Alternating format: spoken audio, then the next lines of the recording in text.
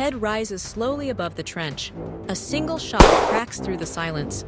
But this time, the head isn't real. And that bullet? It just gave away the sniper's position.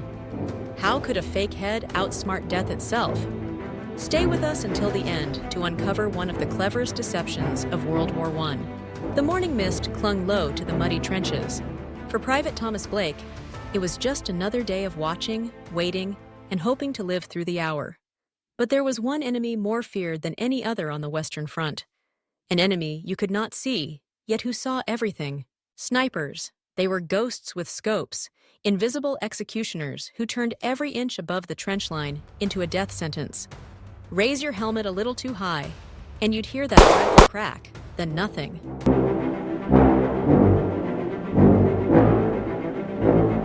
The Germans had been the first to truly master the art.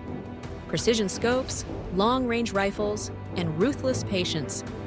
They could kill a man from hundreds of meters away, often with a single shot. And they always seemed to be watching. But the British, they had a trick up their sleeve. It began with desperation. British soldiers were dying daily from sniper fire, too often while doing something as simple as peeking over the trench wall.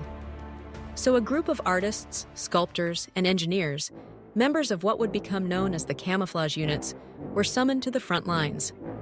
Not to fight, but to deceive. In a small workshop barely larger than a shack, men once known for carving statues or painting portraits were now creating human heads out of paper-mache. It sounded absurd, but it worked. Each head was painstakingly sculpted to mimic the features of a real soldier, down to the wrinkles, skin tone, and even the glint in the eyes.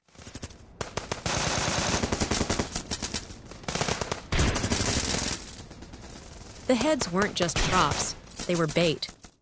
A carefully crafted illusion meant to fool a sniper's trained eye. Some even had rubber tubes running through them, allowing a soldier to blow smoke through the mouth of the dummy, creating the eerie image of a man lighting a cigarette amidst the fog of war.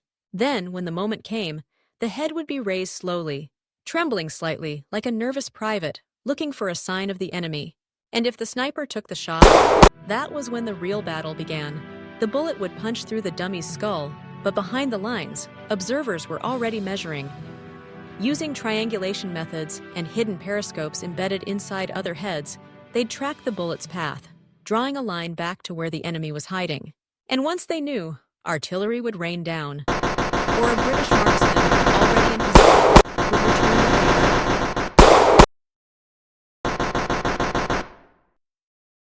The dummies became both decoys and death traps, tricking the hunters into revealing their nests.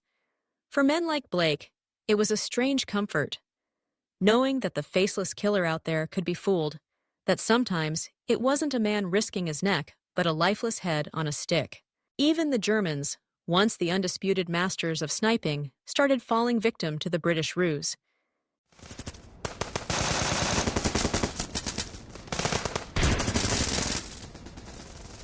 And soon, both sides began crafting their own illusions, turning the trenches into a silent theater of war where the difference between life and death could hinge on a puppet's painted eyes. In the end, the Battle of Mines was just as fierce as the Battle of Bullets.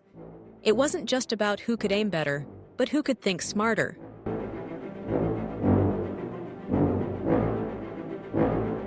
A war of deception, a war where even a dummy could turn the tide. In war, victory isn't always won with bullets.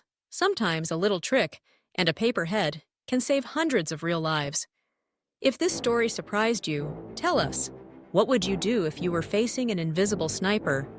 Don't forget to like, subscribe to The Turning Point, and turn on notifications for more true stories that reveal the unseen side of history.